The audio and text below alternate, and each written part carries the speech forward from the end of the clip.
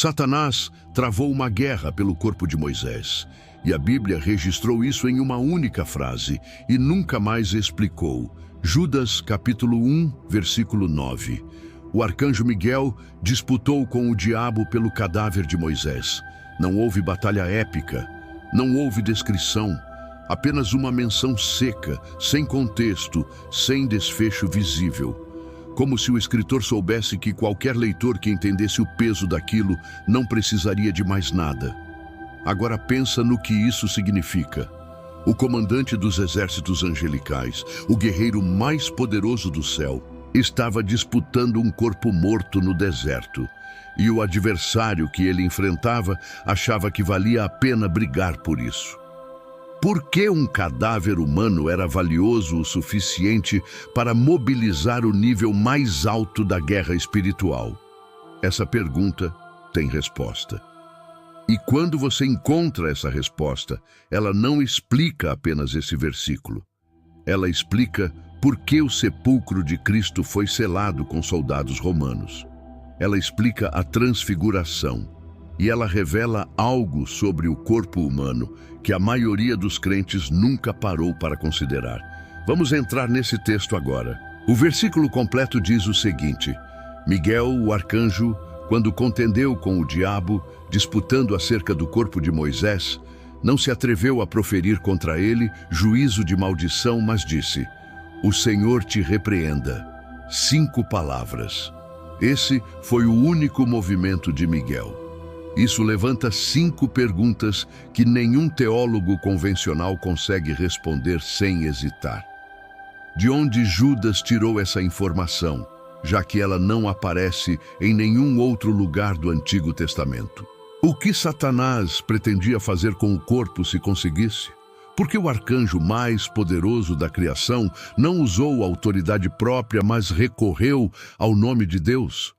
Por que Deus permitiu que o corpo de Moisés fosse campo de batalha espiritual? E o que aconteceu depois? A Bíblia fecha a cortina, mas deixa pistas. E a primeira pista está num texto que a maioria das igrejas nunca mencionou. O Deuteronômio, capítulo 34, registra a morte de Moisés e diz que Deus o sepultou em algum lugar do vale, em frente a Bet-peor, e que ninguém sabe até hoje onde está o sepulcro. Fim. Sem disputa, sem anjo, sem Satanás. O texto fecha. Então, de onde Judas tirou esse confronto? A resposta é um documento chamado Assunção de Moisés, também conhecido como Testamento de Moisés. Um texto judaico antigo, encontrado parcialmente, que circulava entre os judeus do primeiro século e descrevia exatamente essa disputa. Judas não inventou. Ele citou um registro que sua audiência reconhecia. E aqui está o ponto que muda tudo. O apóstolo Judas, escrevendo sob inspiração do Espírito Santo, validou o conteúdo de um texto fora do cânon. Isso não significa que todo texto extracanônico é verdadeiro. Significa que Deus, ao inspirar Judas, usou uma informação real preservada fora do cânon para revelar algo que precisava ser revelado. A verdade, às vezes, estava sendo guardada em lugares que a religião institucionalizada não controlava. Mas isso ainda não explica o ponto mais estranho de tudo. Porque o corpo em si era o objeto da disputa. Existem 3 teorias que os estudiosos sérios defendem sobre o motivo de Satanás querer o corpo de Moisés. Cada uma revela algo diferente sobre como o adversário opera. A primeira é a profanação pública. Moisés era o líder mais reverenciado da história de Israel. Com acesso ao corpo, Satanás poderia transformá-lo em objeto de idolatria.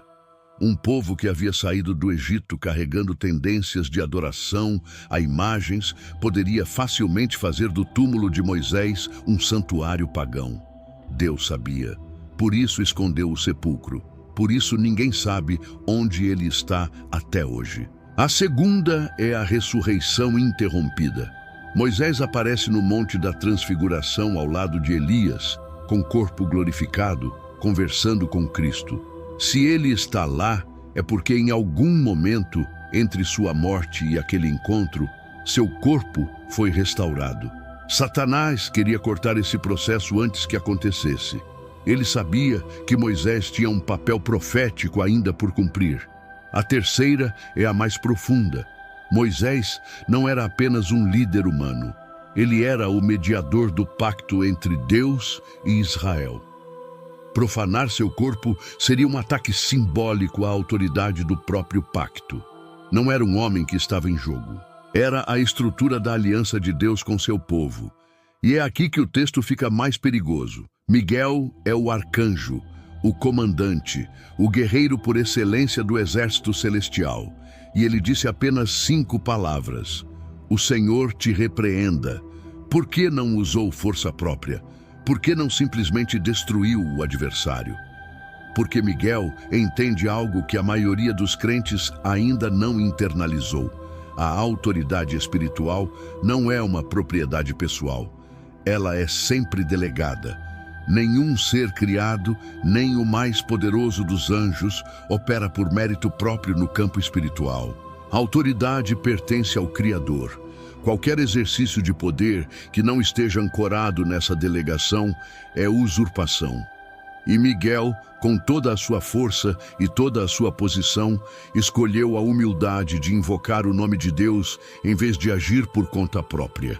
Isso ensina mais sobre guerra espiritual do que a maioria dos livros sobre o assunto. Não é sobre volume, não é sobre performance, é sobre saber de onde vem a autoridade e ter honestidade suficiente para reconhecer que ela não é sua. Mas o adversário perdeu essa disputa, e a prova disso está registrada nos evangelhos, num monte da Galileia, décadas depois. E quando essa peça entra no lugar, tudo muda. Mateus, capítulo 17. Jesus sobe ao monte com 3 discípulos, e de repente sua aparência se transforma, e aparecem 2 homens conversando com ele, Moisés e Elias, não como visões, não como metáforas, como presenças reais, o suficiente para que Pedro propusesse construir tendas para eles. Moisés estava lá. O homem que Satanás tentou impedir estava presente com forma corporal, conversando com o Filho de Deus sobre algo específico. O texto grego revela o que eles discutiam, Exodon, o êxodo que Cristo estava prestes a cumprir em Jerusalém, a morte e ressurreição, o maior êxodo da história. Satanás perdeu a disputa pelo corpo. Moisés chegou ao seu destino profético. E a transfiguração é o registro silencioso dessa vitória, inserido nos evangelhos sem nenhum fanfarre, sem explicação, como se o texto esperasse que o leitor conectasse os pontos por conta própria. A maioria nunca conectou. Mas o padrão que aparece aqui se repete em toda a narrativa bíblica. E quando você o enxerga, ele aparece em toda parte. O corpo humano não é um detalhe periférico no plano de Deus. Ele é campo de batalha estratégico. Satanás sabe algo sobre a matéria criada que a teologia moderna ignorou. O corpo é o ponto de contato entre o eterno e o temporal. É onde o espírito habita. É onde a ressurreição se manifesta. Por isso, Satanás queria o corpo de Moisés. Por isso, os inimigos de Cristo selaram o sepulcro com soldados romanos. Por isso, o primeiro anúncio da ressurreição foi direto e específico. Ele não está aqui, ressuscitou. A batalha pela ressurreição começa sempre no corpo. E o adversário sabe que se ele mantém o corpo cativo, ele mantém a narrativa de que a morte é o desfecho final. Abel morreu, mas Deus ainda falava por seu sangue. Moisés morreu, mas apareceu na transfiguração. Jesus foi sepultado, mas o sepulcro ficou vazio. O padrão é o mesmo. E a promessa que percorre os 2 testamentos é inegociável. O último inimigo a ser destruído é a morte, não o sofrimento, a morte em si. E a destruição da morte passa pelo corpo redimido. Só que o verdadeiro peso disso começa agora, para você. Hoje, o padrão não mudou. A guerra espiritual continua operando nas mesmas linhas que operava quando Miguel enfrentou Satanás no deserto de Moabe. O adversário não tem poder de criação. Então ele trabalha com corrupção e com atraso. Ele não pode destruir o plano divino. Então ele tenta comprometer os canais pelos quais esse plano opera. E os canais são sempre pessoas. São sempre aqueles que carregam uma função específica dentro da narrativa maior. O que Judas estava comunicando à sua geração era exato e cortante. O adversário trabalha com sutileza, mas sua derrota já está sentenciada. Miguel não precisou vencer Satanás com força própria, porque a vitória não pertencia a Miguel. Pertencia ao Senhor. E o mesmo Senhor que repreendeu Satanás na disputa pelo corpo de Moisés é o mesmo que ressuscitou seu próprio filho do sepulcro e derrotou a morte de dentro para fora. Você que está assistindo a esse vídeo não está aqui por acidente. A guerra em torno de quem decide investigar as verdades que o sistema prefere enterrar é real. E a resposta para essa guerra não é volume, não é performance. É o mesmo que Miguel disse com 5 palavras. O Senhor te repreenda. Judas 1:9. Não é um versículo decorativo. Não é um detalhe histórico. É uma chave de leitura para a estrutura inteira da guerra espiritual bíblica. Ele revela que o adversário trabalha com estratégia de longo prazo, que o corpo humano é território disputado desde sempre, que a autoridade verdadeira não grita e que a vitória nunca pertenceu a nenhum ser criado. Ela sempre pertenceu ao Senhor. Um versículo quase invisível, que a maioria passa sem ler, mas que carrega dentro de si o mapa completo de como o conflito espiritual opera, porque a ressurreição é o centro de tudo e porque o adversário nunca vence quando o nome do Senhor está no campo. Comente abaixo, eu 6. O versículo para que eu saiba quem são os que enxergam. Inscreva-se na última sentinela. A nossa vigília não para. Até o próximo vídeo.